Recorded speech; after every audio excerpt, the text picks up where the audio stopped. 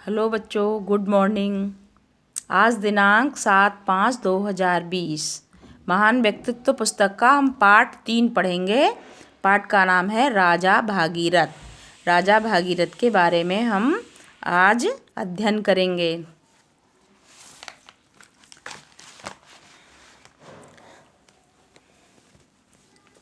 पाठ का सारांश यानी पूरा अंश जो इस पाठ में दिया गया वह हम तुम्हें शॉर्ट रूप में बताते हैं, जिससे तुम्हें सुनाते हैं, तुम्हें याद हो।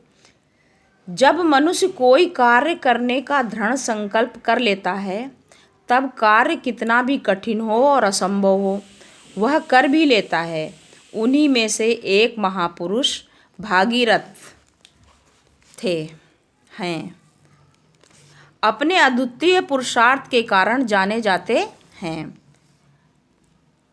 महाराजा रामचंद्र की कई पीढ़ियों पहले अयोध्या में राजा सगर राज्य करते थे।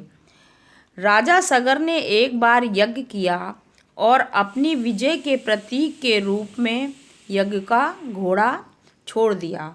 उस घोड़े को इंद्र ने पकड़ लिया। राजा सगर के पुत्र घोड़े को खोजने निकले, परंतु घोड़ा उन्हें नहीं मिला। तब उन्होंने धरती को खोदना शुरू कर दिया। अंत में वे एक स्थान पर पहुँचे जहाँ मुनि कपिल बैठे थे और उनके निकट ही घोड़ा बंधा था। राजा सगर के पुत्रों ने मुनि कपिल को बहुत भला बुरा कहा।